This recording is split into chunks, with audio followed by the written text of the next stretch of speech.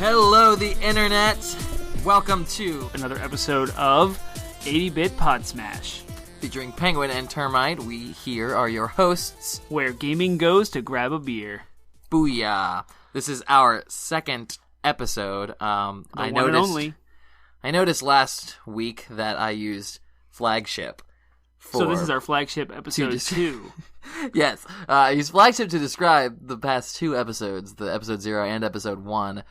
So I've decided that I want to just call all of our episodes after various types of ships that you'd find in a navy. So this is our schooner episode. All right, this is the schooner episode 2. Schooner episode 2 of the 80-Bit Podsmash. Featuring Penguin and the Termite. All right, how you doing? I'm good. I have a beer in my hand, talking about games, and where gaming goes to grab a beer, so feeling pretty good about myself. What about you, Mr. Termite? I feel pretty good. We did have a tragedy in the family. My grandmother passed away a couple days ago, and tomorrow we're actually headed up to do the funeral and visit with the family and everything. But I wanted to talk about her gaming legacy in my life and how she influenced gaming in my life, and she doesn't even know this. So I thought it would be a cool way to honor her and talk about my grandma who just passed on my dad's side. So we're going to rewind back to the early 90s, maybe late 80s. So I was 3 years old. Earlier I told you about my story where I learned how to play Super Mario Bros. 3. If you guys want to listen to that, hit episode 0. I talk about my gaming history. That NES that we played Mario 3 on was actually the NES that my grandmother, who just passed, bought for my parents.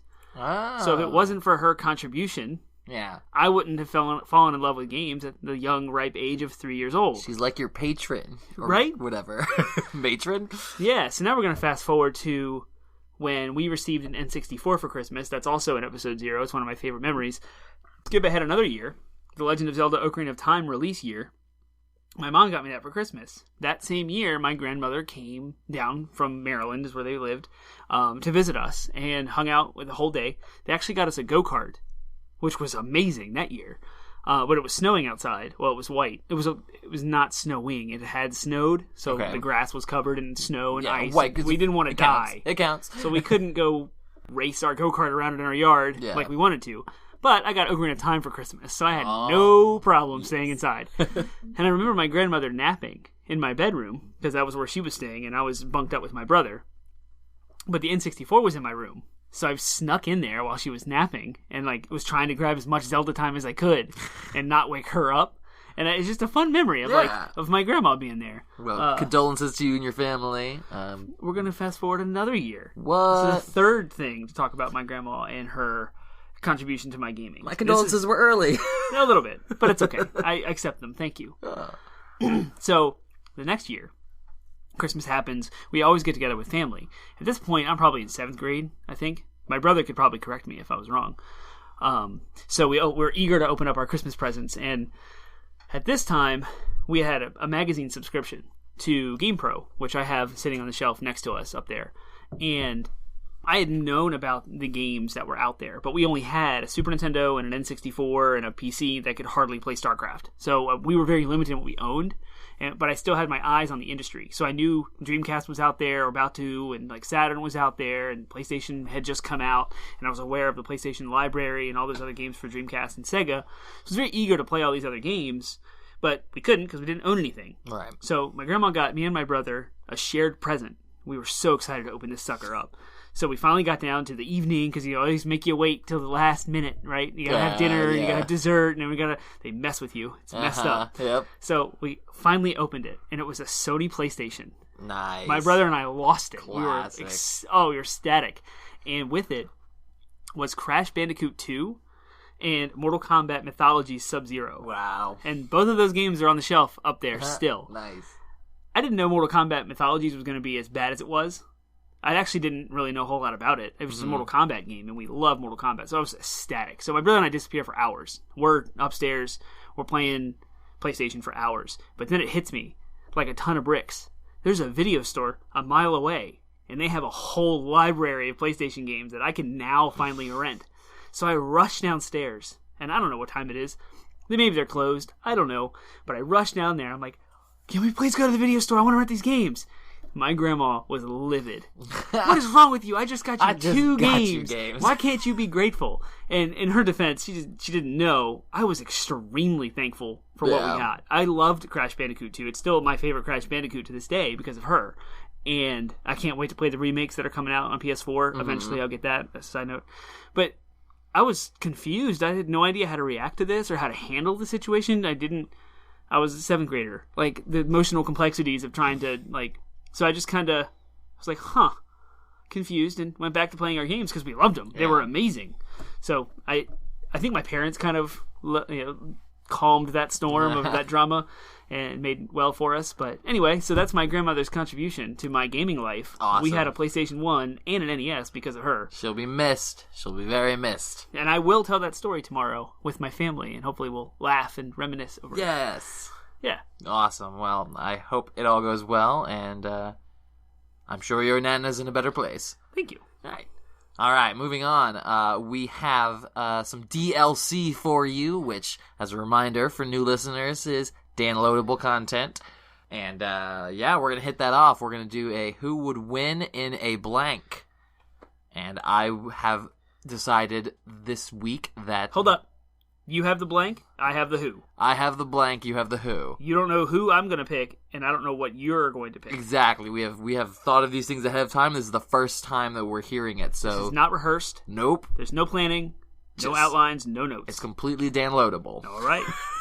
All right, so the contest today, Danny, is who... Actually, do you want to do the who first? Sure. All right. So the who and the who will win in blank is... I have two characters. Uh-huh. Dante from Devil May Cry and Tingle from The Legend of Zelda. Oh, this is going to be a good one because who would win in a Twilight drinking game? What's a Twilight drinking game? It's a drinking game where you watch the movie Twilight and drink during various things. So who would win in a Twilight drinking game? Tingle from Legend of Zelda or Dante from Devil May Cry? What? How often do you need to drink watching Twilight? There's various rules online. We'll look them up or we'll link to them later for the fans, but they totally involve things like whenever Bella bites her lip or whenever Edward sulks, and I'm pretty sure you have to take like multiple shots whenever a vampire sparkles or whatever. So like, wait, so these are shots or beers? Sometimes you take shots and sometimes you take a sip of beer. Like, all right, if you take shots, you get gone. Yeah, you'll be wrecked, but like it's like the little things that happen frequently you do beer with, and the things that happen like once or twice you do shots with. So that's the contest. So who would win? We are going to be discussing that. All right, so Dante is a demon, or at least half demon, right? Mm-hmm. He activates a little demon power and goes crazy. Yeah. So I imagine demon blood. It's probably pretty super, and it can hold its liquor. Sure. I imagine he could just drink. In fact, he is drinking. The very first scene you see him sitting in a bar, he's drinking. On the other hand, like with most drinking games, the question is always what defines winning. Is it who gets the most drunk or what? I would say that in order to win a drinking game, you also have to be really good at catching the things that need to be drinked for. And I feel like Tingle's gonna be really good at watching some Twilight. Like Tingle's gonna nail that. He's gonna know himself, so he's gonna drink at every opportunity and necessary moment with which to drink. He would be obsessive, even. Yeah, and he would totally call Dante out on when he didn't drink, and so therefore, then Dante would probably have to drink take a shot whenever he missed one. So he'd be drinking double so he'd or be triple drinking the amount. Much more the amount. The question is, can Tingle hold his alcohol? I feel like Tingle totally could hold it. He's a magical creature who poops out confetti. So he's not actually magical. He probably has chopped up construction paper in a bag hidden in his little butt flap, and he pulls it out and Kululimpa, and he throws it in the air. Because I was thinking that when he drinks, wants to be a fairy. He's not actually a fairy. He's a fat man. Yeah, in a onesie. Because I was thinking okay, so when I drink a lot of beer and then I poop the next morning, it smells like liquor. I was thinking that maybe when he drinks a lot of beer, he poops out confetti, but the confetti is that would actually require real magical traits, which he has none. Right. He's just your typical middle-aged, self-destroyed man. But he's got balloons that he attaches, and then he suspends himself from these balloons. So he's probably used to blood rushing to his head and feeling kind of lightheaded. So he's probably real used to the sort of lightheaded sensation. He'll be able to control himself when he's drunk. Yeah. You never know. And he's a middle-aged man. He's got a big old beer belly. He does have that gut. Yeah, so he's probably been drinking his whole life, yeah. So he can hold his liquor / beer as a normal man. Yeah. Probably as much as a normal man could. He's up there. Yeah. But Dante's a demon.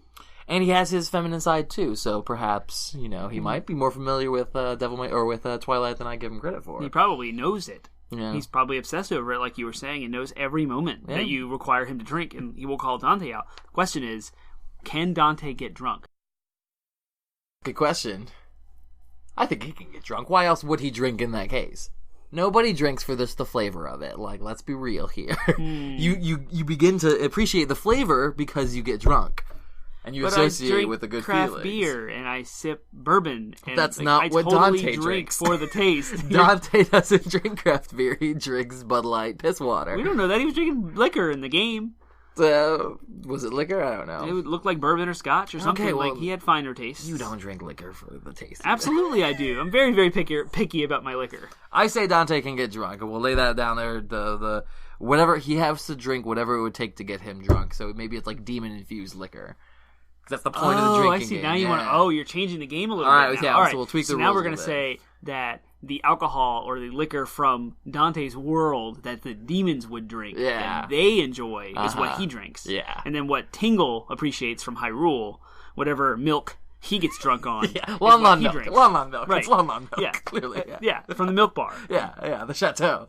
All right, so if we can do that, then we have at least a level playing field, in which case Tingle would probably win. Yeah, because he would call out every single moment that Dante would be missing. I would agree, yeah. And Dante would just be mad because Twilight would anger him. Yeah, it would probably just piss him off. Yeah. And he'd be like, why are we watching this crap? And then he'd throw a sword through the TV, and then he'd have to, chug everything in the house. Yeah, I was going to say, probably, yeah. So Tingle would be the clear winner. Boom. All right, well, that's what we say. You guys are welcome to put in your thoughts and say, no, we disagree with that downloadable content conclusion, and give us your thoughts. Tell us who you think would win in a Twilight drinking game. Dante from Devil May Cry or Tingle from The Legend of Zelda Majora's Mask. That's downloadable content. We'll move in from here to the main discussion of our episode today, which, Danny, what are we talking about? We are talking about the releasing of video games unfinished. Why it seems to be normal and acceptable. And I'm defining acceptable because it continues to happen. It has not changed. Yeah, so we're mostly just griping about the industry today. Not in a particularly negative way. We have some positive thoughts, but we really just wanted to kind of hit on some of the things that we find kind of frustrating with where the industry is headed. The reason we wanted to talk about this was actually when we were recording our very first test recording of episode 0. We kind of had this conversation happen naturally. And we wanted to do it justice and do it kind of, do honor to what the discussion we had because we thought it was really important what we ended up talking about. Because we think it's important to talk about as gamers. Absolutely. And as people who are aficionados of the art form or of the entertainment medium. The aspect of video games coming out as broken, personally, I was very, very excited about Mass Effect Andromeda as it was coming up. And I missed the first 3 Mass Effects because I didn't like the first one. I couldn't get into it. It didn't sink its hooks into me, and because of that, I never played the sequel. I had the same thing happen. I tried it like 3 times. Me too, and I really tried to get into it, and it just didn't really do it for me, and I almost thought I should just skip ahead to Mass Effect 2, because I've seen the gameplay of that, and it looked really good. It did, and I've heard so many good things about it, too. BioWare made Knights of the Old Republic, Star Wars, and I loved Star Wars Knights of the Old Republic, and I knew Mass Effect was kind of like it. You had the choosing your dialogue and the RPG and equipment leveling up, etc. So it was very and the sci-fi aspect of Mass Effect and the world that it was all fascinating. Yeah. But for some reason I just got bored. Like 20, not even 20 hours in, probably 10 or 15 hours in. So then BioWare announces Andromeda a few years ago. Yeah, okay. So then you don't need to play the old games. Like it was a kind of a side story that takes place between, I believe, 2 and 3. Okay. I'm not 100% sure. You can quote me if I'm wrong. I'm sure the internet will tell us. Thought it took place like hundreds of years later, but no, it was like in between 2 of the games. Concurrent? Yeah. Okay. Yeah, but it was such a sideshow with a side character with his own ship doing his own thing. So hearing about it as it came up, I saw the footage online, and like I was excited about this game. So I always wait to not pre-order games until they come out, especially ones I'm on the fence about like this, and hear what the reviewers have to say and what the smart people want to spend 100 hours on it and tell me about it. Apparently, this game was completely broken. The facial animations were janky. The graphics were subpar. There was graphics comparisons to the first game from the 360. So we're in the Xbox One, PS4 era, where games are quote-unquote next-gen, current-gen. Yeah. This looked like a last-gen game. It was completely busted. The animations were bad. And then to add salt into that wound, 2 weeks after release, a significant patch was planned to be released, and they had a changelog for that patch posted. In that patch were choices of adding choices to the dialogue to allow relationships to happen, updating animations, like big content-related things, changing the game that clearly takes a lot longer than 2 weeks to make. Yeah, which is very, very telling of they knew about these bugs, and it just infuriated me. Right. So I didn't think that they were worthy of my dollar, so I backed out, and I'm not doing it anymore. That's kind of a description of the problem. This happens a lot with games. Oh yeah, I have a lot of examples we could talk about. Plenty of examples. The big ones that come to mind for me are many of which are games I never even played. But Assassin's Creed Unity was probably the biggest one that I remember of my time. So many people were excited about that game. It was going to be Assassin's Creed with multiplayer. It was just, Assassin's Creed is one of those titles that just gets people frothing at the mouths. Origins was just announced, if we want to date this episode, and I actually am kind of excited about it. I haven't played any. The only Assassin's Creed game I've played is 5 minutes of 3, which I've been told is the worst one. But anyways, Unity came out, and it was I remember seeing screenshots, and it's hilarious. It's so bad. And you jump into carts, and the game would glitch out and crash, and just like you'd fall through the world, and it was released before it should have been, objectively, like bad decisions. And we're not just talking about graphical things either. I can think of the biggest one that ever impacted me was probably World of Warcraft Burning Crusade. I remember the second expansion came out, the first expansion. The first expansion of the game came out. One. And the server problems were just I was there with you. obscene. Yep. I remember, and Blizzard which is a company that I tend to see that they tend to learn from their mistakes and improve over time. And still, I remember as late as Warlords of Draenor, the Horde side, they had this one spot where they had to, all the players had to click this one like telescope or something, and the telescope was broken in a way that only one player per server could click it at a time. And they had to go through cutscenes. So it was this huge bottleneck where all the Alliance players, they got ahead because they didn't have a bottleneck, but all the Horde players, they got stuck at this bottleneck that was a glitch that should have been caught, that should have been understood. Especially before that big of a release with the beta tests that happened and everything else. Yeah. So the real question is, I guess this is a kind of a hint later in our episode, we'll talk about this, but did the testers know about it and they didn't have time to fix it? We'll see. Right, yeah. So we'll be talking about that. But it's just, it's crazy. All these games, they come out. Another example I can think of is Evolve, where it's half a game. It's not really a full game. I remember, so I was extremely into Left 4 Dead. And this is the studio Turtle Rock Studios, that made Left 4 Dead 1 and 2. They broke away from Valve and came up with Evolve on their own. Mm-hmm. I don't know if I say on their own. They probably had a different publisher. I'm not aware of that. It may have been 2K Games. I'm not 100% sure. Internet will correct me. I promise you. Yeah, feel free to correct us at any time, guys. Just throw in your comments and say, you're wrong about that thing. We'll holler out in the next episode. I hundreds of hours in Left 4 Dead. I was obsessed with that game. I loved it. Multiple LAN parties. So Evolve was talked about.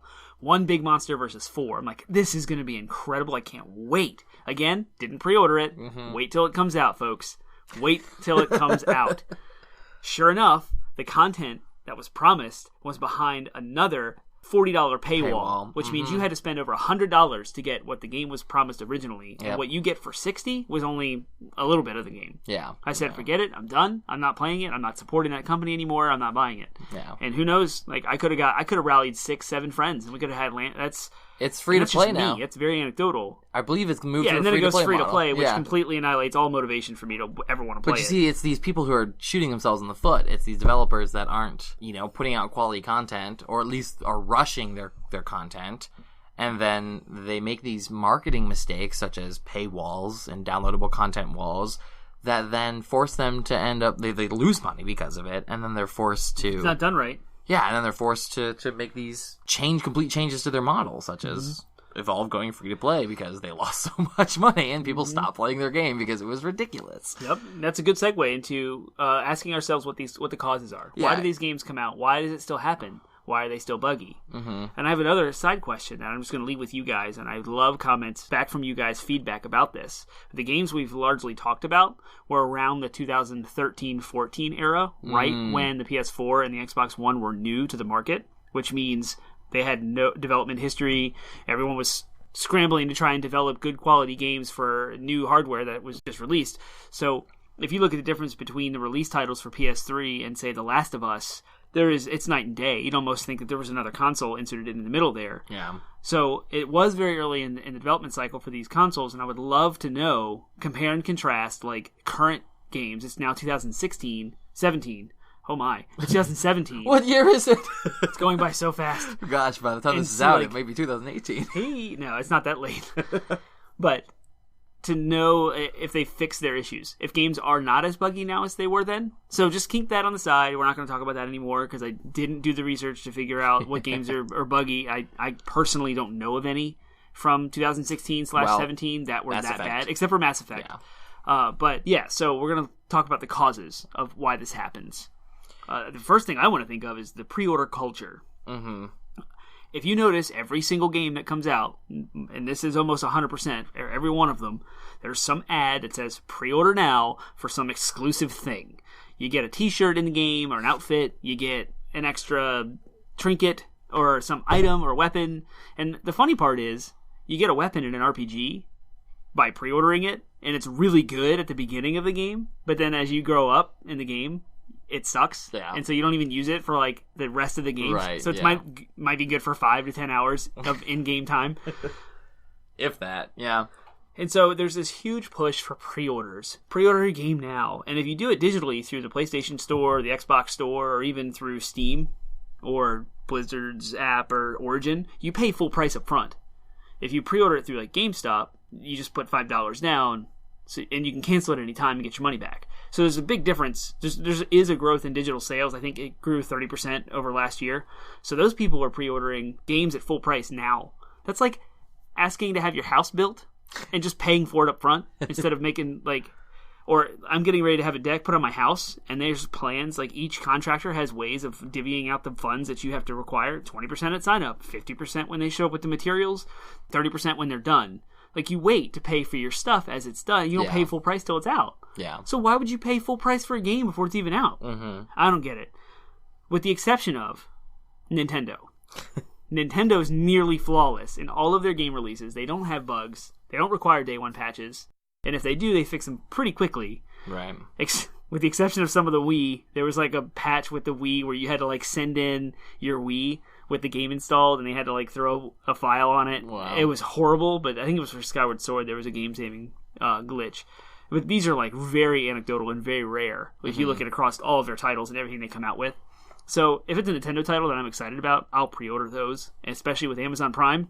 This is a free advertisement for Amazon. $100 a year. Amazon Prime, 20% off all games, and you get free shipping. And you get them on release day. So yeah, I've always thought Amazon Prime more or less pays for itself in the sense that absolutely. The shipping costs you get. You gotta be careful there, Danny, though, because you completely just undercut your main idea about pre-order culture, because there are incentives for pre-ordering. You have 2 weeks after the game's released to get the 20% discount. I highly recommend using that 2 week period to look at reviews and watch videos. I said I only pre-order Nintendo titles. Sure. Yeah, I would agree. It's clearly there's a marketing team behind all these decisions. And I don't ever remember. I mean, the only games I ever pre-ordered before this, generation, really, this generation, and maybe within the last 5 years, the only games I ever pre-ordered were the WoW expansions, because standing in line and getting it the night of was part of the experience. You want to be a part of the conversation. Yeah, you want to be exactly, a part of the relevancy of it all. Exactly. I wanted to be there. I also wanted to play it as soon as possible, even if it was, busted server-wise. But before then, back in the day as a kid, like, I didn't pre-order a game. I just bought it when it came out, If I bought it at all. Sometimes my parents would get it for me, at Christmas or whatever. But, I very rarely... It just didn't seem like you pre-ordered games back in the day, because that just didn't seem like a thing. So then some marketing genius came out and said, hey, we can get all these people to pay us money a year before the game comes out, and all we have to do is offer them, like, a cool, shiny new cape for their Batman character. Like, all right. And so, if there's one thing you hear from us it's, we're urging you, the less that you purchase pre-orders, the less this problem will happen, because if you've already given them money for the game, they don't have the incentive. Their incentive is to release it on time, not to release it right. Exactly. So if you stop pre-ordering games and just buy them when they come out, or better yet, don't buy them when after they come out glitchy, you're going to start, the voice that you send to them with your dollars is, we want you to release games when they're done, not release games on time. Which, that's a good segue. So we're not journalists. We didn't go to school for this. We are just regular dudes. Listen to episode 0. We talk about it. We wish we have some insight into the video game industry on a professional level. We just don't have the education, and we don't have jobs like at IGN or Kotaku or these major gaming journalist websites that have all the inside information and direct contacts with all these publishers and developers. Mm-hmm. So we have to kind of speculate and read and learn based on what the internet gives us. So the way I understand it is a publisher will provide money to a developing studio for them to build a game and release it. So the publisher has all the money. They're the stakeholders. Yep. So the developers are essentially selling their game to the publisher, not to the general masses, which stunts creativity in some ways unless you have a really good publisher who has the creativity and the consumers in mind, knowing the market and what consumers want. That's the ideal, is a publisher knows what's out there, what's going to sell, what's going to make money, and they're going to go and find developers, studios, who can produce games that fit that bill, and they're going to make money. Everyone makes money, everyone's happy. The problem is publishers get their money from stock value and investors. So the publisher's interests are the consumer, but only to please the investors and the stock value of their company so that they can make money. Fat cats. So when you have pre-order culture involved, and you take all of these pre-sales, you're buffing your entire bank account with all of this money on an investment. You can then go back to your investors and say, look at the demand for this game. We need to deliver this game on time. So there's fiscal years and there's quarters, and all of this stuff is affected in the stock market and by investors. So it's all just about money. The problem that happened is video game consoles became online. Mm-hmm. They accessed the internet. Yep. Before that happened, you had a cartridge that you had to spend X amount of dollars on to print on a circuit board, or a CD that you had to cut, and that was it. So if the publishers saw a janky game, they would go back to the developers and not release their game. And so the timeline would shift and get delayed until the game was perfect because they couldn't fix it. Yep. Where now, because of the internet, you can have day one patches, and the threshold for bugs is a lot more fluid. Right. And that's a problem. Yep. Stop pre-ordering your games. Yeah. And, again, the whole idea that you can just fix a game later or fix a console later, it's bad. Like Danny was saying, or Termite was saying here, you don't buy a house that way. You buy the house when it's in its most pristine condition. You go and you pay you pay for the services that are provided at the time. So when it comes to, and you don't go watch a movie. I think of this as in movies too, because we're talking about entertainment here. So fine, let's compare it to other forms of entertainment. Sure. You don't go see the Avengers 2. I'll say Age of Ultron. You don't go watch Age of Ultron. Pay for your movie ticket, and then you say, "Wow, that cave scene was stupid," only to have the people who go later, Marvel releases a patch. A patch, yeah. They release another cut where they cut the stupid cave scene and replace it with a better based on scene. User feedback. Yeah, exactly. And then you'd be screwed. It'd be completely messed up form of approaching movie making. Yeah, movie making. And I get that they're different mediums. I understand that. And in some cases, yes, there are advantages to having patching.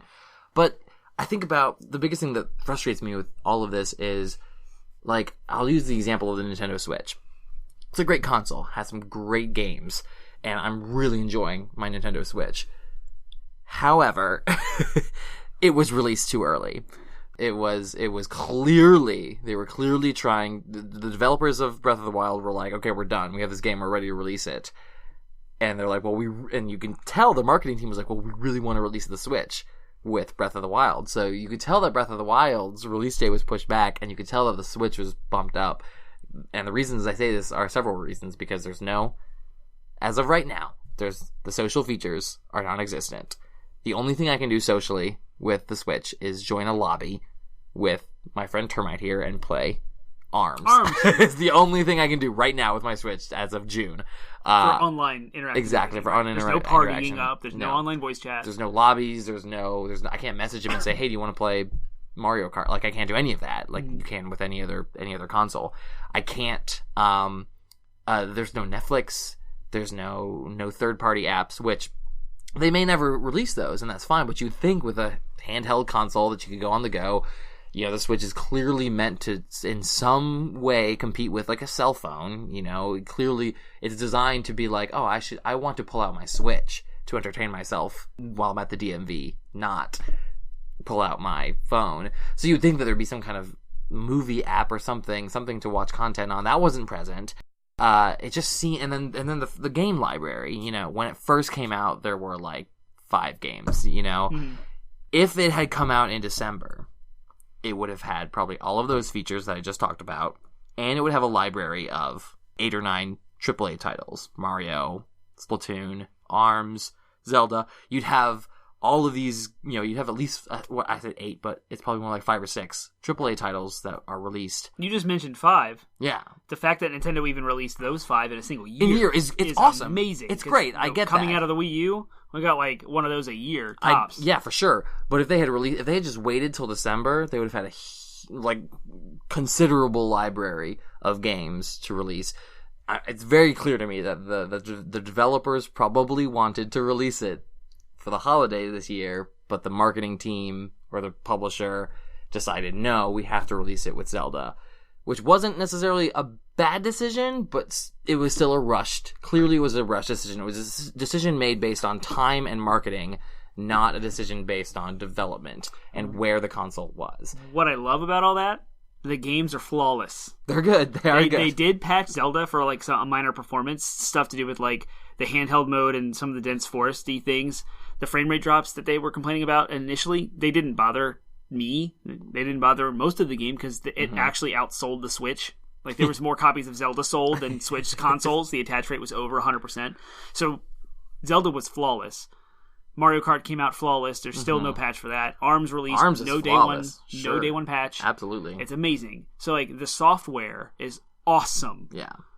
The hardware, rushed, not glitchy, not buggy. Yeah. So, the things that are lacking are only what's not there, as opposed to what I have in my hand sucks. Right. But I mean, I just can't help but compare it to, you know, the good old days. I just can't help but compare it to the early days in the industry, which is, you know, titles were released when they were done.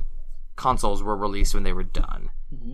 Now it seems to be that the model in the industry has changed and has gotten to the point where they're released when it's, you know, fiscally convenient to release them, not even so much fiscally responsible, but it seems like it's like, let's get the money in, let's get the money in, let's get the money in.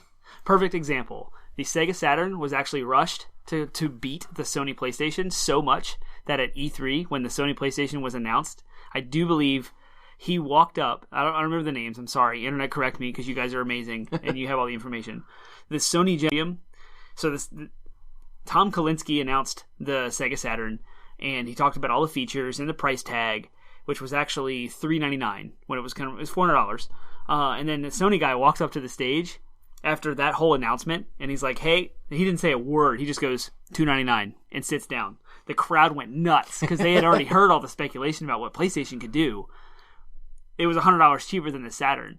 So Sega, that was the beginning of the end for them. Yeah. And they released the Saturn early and didn't have a Sonic title. Ooh. Tom Kalinske, he was the guy in America who was like the head of Sega for America, was fighting tooth and nail, wait to release the Saturn until there's a Sonic game.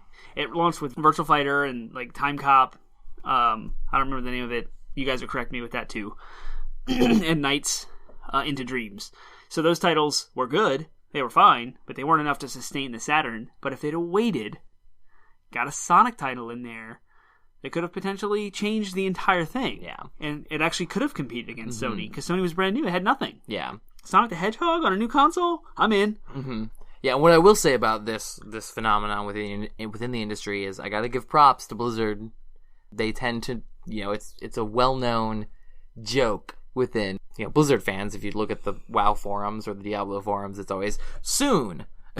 When will the game be released? Soon. And then they trademark it. And they say soon trademark. And Blizzard always is really good about releasing games when they're done. And I have huge respect about that. I mean, Overwatch was flawless in its beta. I remember playing the beta and being like, wow, this game doesn't have any bugs for me to report. But today is June 20th, and they just announced the release date for the Necromancer download content, which has been in public testing and beta testing forever. No release date was announced until today. It comes out 1 week. 1 week? One week from today. It's coming out. That's awesome. That's great. That's the way things should be done. I remember hearing a commenter one time say, if Half-Life 3 ever comes out, they should just say, hey, Half-Life 3 is coming out next month. They shouldn't, part of the problem with these AAA titles is the hype culture. It's, pre-order culture is fueled because there's a hype culture. There's this culture that says, oh, this game's gonna be so good. It's gonna be perfect when it comes out. And there's these expectations. It's just expectation. Those are good from a marketing standpoint for sure because they want you to make those pre-order dollars. But from a game release standpoint, if Half-Life 3 were to come out a month from now, they were announced it today, and they had gone through all this testing and internal, because they had been able to take the time to perfect it, and the game came out flawlessly, I guarantee you, I would buy it. I've never played a Half-Life. Absolutely. I've never played a Half-Life game in my life, and I would buy Half-Life 3 just because, that would actually promote pre-order culture. That would actually make it a good thing. Yeah. Oh, your game's coming out in a month? Okay. Give me. That means you might have some confidence that this thing could be good. Absolutely. Death Stranding was not even present at E3 this year, and it was announced at E3 last year. When's that game coming out? We don't have a clue. Yeah. The Final Fantasy VII Remake? Where's that? Yeah. Resident Evil 2 Remake from Capcom? Nowhere to be found. Right, there was no They've announced these things. Why do they announce them so early? Because they want that hype. They want those pre-order dollars. They kind of use us as Kickstarters. Yeah. Gamers are not Kickstarters. No, especially not for AAA titles. You already have publishers. You already have backers. So let's, God forbid you try something different, and I really, again, Half-Life 3 is my favorite example because of how much support and hype that game has and how long people have been waiting for it. If they were to just release it, they say, hey, at the end of the summer, Half-Life 3 is coming out and it's going to be done and good and ready. I would drop my pre-order dollars on that, for sure. Nintendo just announced Samus Returns for the 3DS coming out in September. Yep. That's 3 months away. No one had a clue. The crowd went wild. It was nuts. I pre-ordered the special edition of it right away because I know it's a Nintendo title. It's going to be good, and it's coming out in 3 months. Yeah, Mario Odyssey. It was announced. It was announced when the Switch was announced, or around the same time the Switch was announced, and it's coming out in October. Right. That's a 8-month development window, or at least hype. Yeah, hype window, if you will. And what they showed at E3 looks awesome, and it's going to be. I think it's going to be phenomenal. So, and Nintendo always stands out with E3, especially because they focus on games that are coming out this year. Yeah, and with the exception of this year, which is funny because they announced Metroid Prime 4, which who knows when that's coming out. 2019. And Pokemon Switch, and a new Pokemon RPG, which they had no release information. So it's kind of that those two games are anecdotal in Nintendo's process. Usually they only announce. Oh, they had a Yoshi and a Kirby game also announced for 2018, and they showed footage of those actually playing. And they said early 2018. So my prediction is they'd be out in spring, February, March time. Outside of those, Nintendo usually focuses on what's coming out this year. Yeah. E3 is in June every year, so that's usually what's coming out in the next 6 months. So kudos to Nintendo for showing us good titles, close to release dates, and promoting good software development processes. We give you, Nintendo, a thumbs up if you're listening to the 80-bit Podsmash. EA, bad. Yeah. Oof. However, Anthem looks sweet. Anthem looks really good. I'm not going to pre-order it. I knew where you were going with that. I'm not going to pre-order it. Oh, I'm having a hard time resisting the pre-order of Destiny because I'm not doing that either. I got already bit by the first one. I can already beta test it.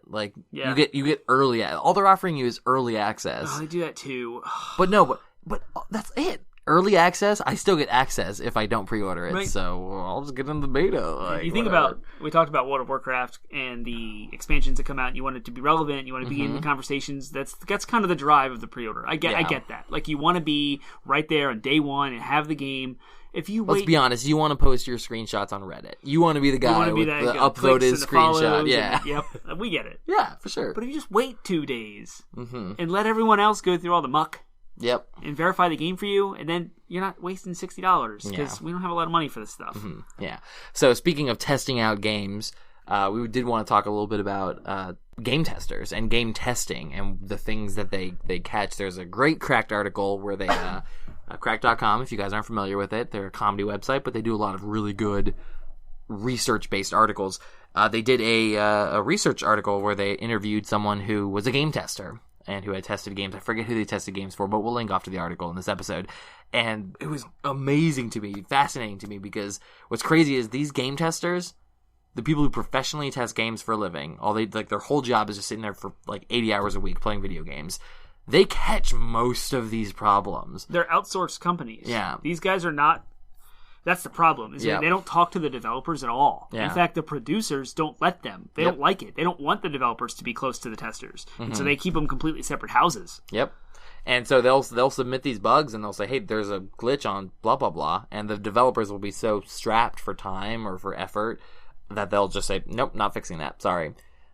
Because the publishers are pushing their title to be released at a certain date. Which is crazy to me. I don't like the idea, I don't know about you, Termite, but I don't like the idea that my games that I enjoy are being developed by these guys who have to put in 80 hours a week. I don't want to put 80 hours a week into my job. Yeah. And, I want these guys who are making my games to love what they do and to love what they're doing. And clearly they love what they're doing if they're willing to put 80 hours into it, but I don't feel like they should be forced to put 80 hours into it. I'd rather my game come out 5 months late than to know that it was made by someone who literally might have destroyed their life to make it for me. Yep. That sucks. There's a couple of lovely Kotaku articles that have interviewed some developers who they say every day is like crunch time. So the idea of crunch time is like a milestone in the development cycle is about to happen and we might not make it. And there's two options you can do. You can either cut the content from the game and not make it, or you can work more hours. Yeah. And it seemed like originally in the early days, they would be like this crunch window. And it's like development's normal, 40-hour weeks. That's how they estimate it. When they propose their estimates to the publishers, they think about 40-hour weeks and what developers and what team they have and what quality they can do within that 40-hour time frame. Mm-hmm. And then as the milestone got closer, they might not be able to make it for various reasons. I mean, everyone takes off work for 1,000 reasons. So they would crunch time, and everyone would just kind of work like 60, 70 hours for maybe a couple weeks. Mm-hmm. Well, that's translated into every single milestone. Like, they always work 70, 80-hour weeks, and their families get hurt. Their personal lives are affected. There's people who sleep and eat in the office. Their health gets affected. There was one lady who was down to 99 pounds because she could not eat. Yeah. She didn't have time to get up to eat. It's horrible. Yeah, there's no real bad guy here. Because even as much as we all really want to blame the Fat Cat publisher dollar, I mean, they have a bottom line they have to make too, and they have to appease a demographic and a market that's dying to mobile apps. Mm-hmm. Right now the gaming world is really dominated right now by mobile apps. As much as we don't want to admit it, like that's legit. It's mobile apps are where the money is, and that's why you see all these like high level developers are moving towards mobile apps. So you can't really blame these publishers who they can't really make a lot of risks either. They have to make a bottom line and they have to support their families. So they're right. You can't blame the developers because they're getting heat from the publishers. You can't blame the game testers because they are doing their job and it's just not getting taken care of.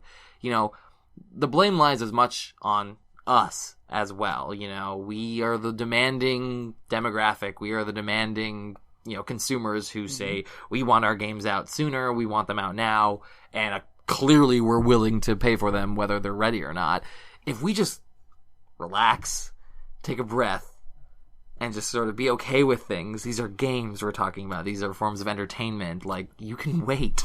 I'm going to quote the great Colin Moriarty, who now was part of Kinda Funny, and he broke off and started his own podcast called Colin's Last Stand.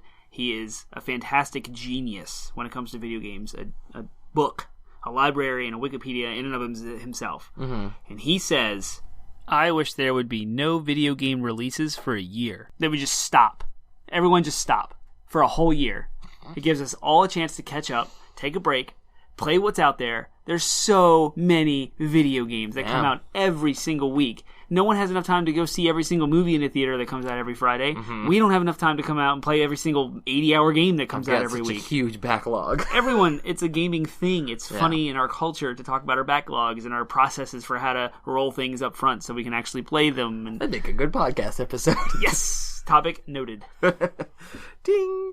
But yeah, you're right. We all have these backlogs. We all have these things. It would be awesome to just sort of have a year to catch up and for the developers to catch up. And so I think that would be awesome. That would be great because I think it would solve a lot of these issues, or at least would bring to light a lot of these issues that we're ravenous and we're always waiting for the next thing. We are. And if you just... Millennial culture, too. Yeah. That's a whole other topic. Yeah. But, like, technology gets better and allows the developers and the artists, the engineers to be able to do more. Mm-hmm. And so they want to capitalize on that. They want to do more because you can do more. Mm-hmm. Like, why not? Right? Yeah. So as the technology advances, the possibilities advance, the teams grow, and the quality of the games gets crazier. Mm-hmm. So, I mean, video games used to be developed by a small little team of 8 to 10 people. It's NES games. Now we need 200, 300 people to make a game, and it's only getting crazier. Yeah. So as development gets nuts, testing gets nuts, everything gets crazy, and then we try to test it and get all the bugs worked out, and then... So the risk, as you were talking about earlier, is crazy. Yeah. When a budgeted game is in the hundreds of thousands of dollars that it costs to make a game, you would need to expect to get that back and make money. And it's just that much harder to do so, and that's why the mobile apps are booming, because they can make millions of dollars on a $20,000 app. Yeah. So that is kind of the issue here is the system. Yep. And we, as consumers... Our voice is our dollar. Well, how do we spend our money? Mm-hmm. Why do we spend our money on it? Yep. So let's explore other solutions. Like, what can we do to kind of help this issue? Right, because we are a part of that system. We're not just the end result of that system. Our feedback and our we take part in the system as much as they do. Because what we buy, what we pay for, what we play, and what we vow to never play again are all part of what gets created. It's a cycle. It's a circle. And it doesn't end with the consumer. It sort of starts anew with the consumer, because if you get hyped about a game, if you get excited, all it takes is one really good release, and then suddenly they're making a game off of that brand new IP. Horizon Zero Dawn. Yeah, that's a great example. Absolutely incredible game. Totally original game, and they're making a whole... Horizon Zero Dawn 2, 3, and 8 will be coming out in the next few years. So. Yep. DLC was already announced. Yep. Chomping at the bit. Yeah, Can't wait. So what are the other kind of things that we can do in order to mitigate this problem as consumers? The obvious choice, stop pre-ordering games. Stop pre-ordering games, guys. If you do not trust the publisher, if they have come out with previous buggy games, if they have wronged you in any way, if you feel cheated or slighted by their DLC or their pre-order promises, don't pre-order it. Wait till it comes out, see what people think that are much smarter and have much more time than us to play and review and talk about. Look at some videos online, gameplay videos, see if it suits your fancy. A couple of days isn't going to hurt your conversation on Reddit. Isn't going to hurt your conversation on Facebook. I know you guys like to be there day one. I buy into it. I did it with Destiny 1, and I will not do it with Destiny 2. As much as I am open-minded about it and kind of excited, I will wait the 2 or 3 days afterwards to see what happens at the end game. Are people going to blow through their 20 levels and hit a wall that requires grinding again, which I have no interest in? Or are they going to have a 40 to 50 hour campaign? So just don't pre-order games. Save your money. That's step 1.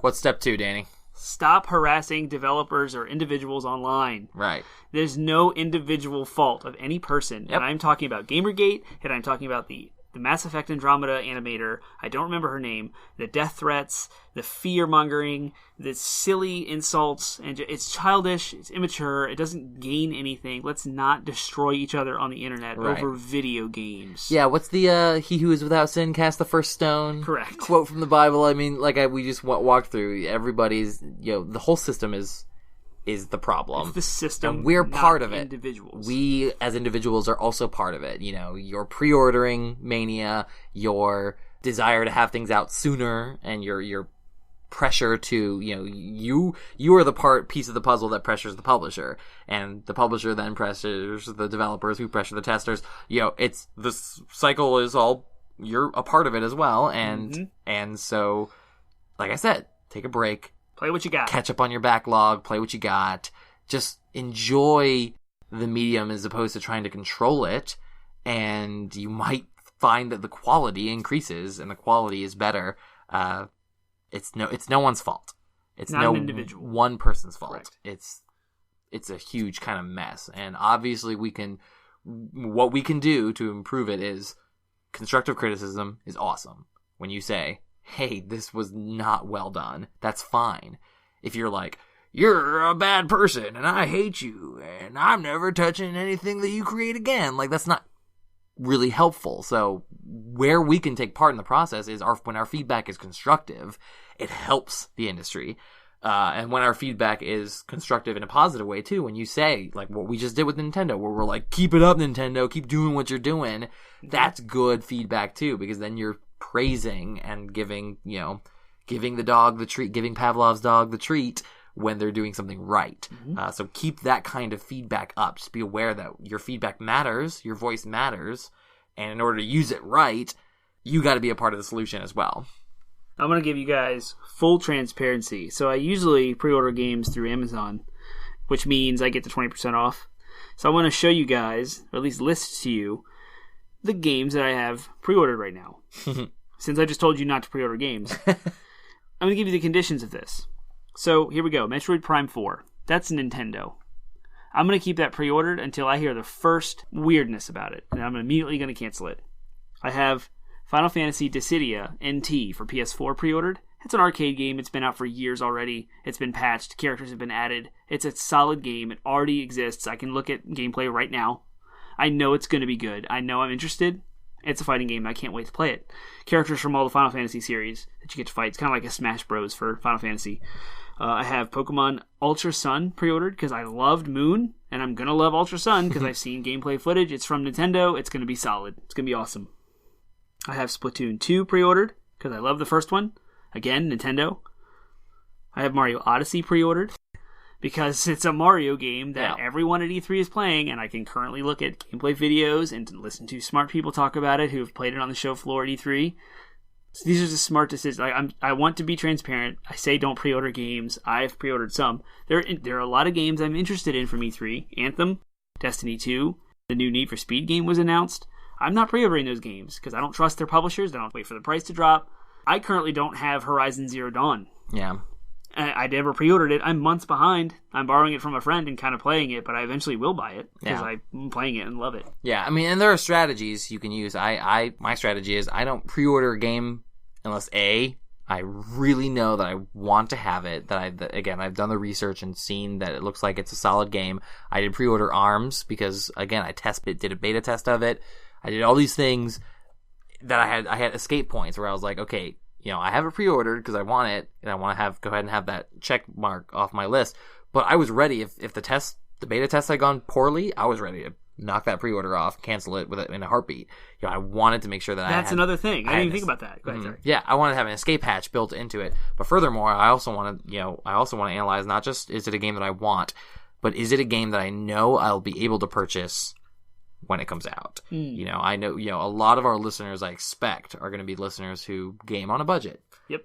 I, for one, have a self-imposed budget on my gaming. And, I only have X amount of money that I devote towards games every month. And I say, okay, is this game going to be worth the $50 of my limited budget that I can put towards it a month? So just kind of build in barriers and build in escape hatches that just cause you to have to think before you just sort of click the button that says, I'm going to get this game. Right. Yeah. And when you, what you reminded me of is the escape routes. So Amazon doesn't charge you any money until it ships. Yeah. So the day before it comes out, the day before it ships, which is usually 2 days before it comes out, I can cancel. And I'm not out any money. Yeah. The digital pre-orders where you pay full price up front, you might be able to get a refund, but it's not 100%.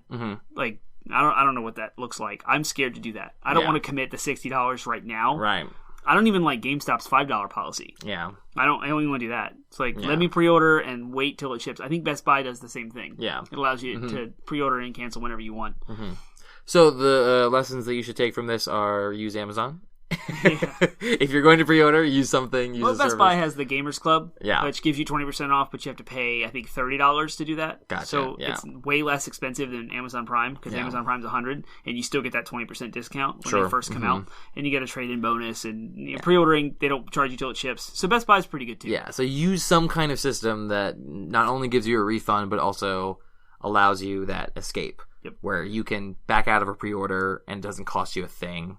No money goes to the developers. It only comes when it ships, in which hopefully you'll have time to beta test it or at least see videos online to take a look.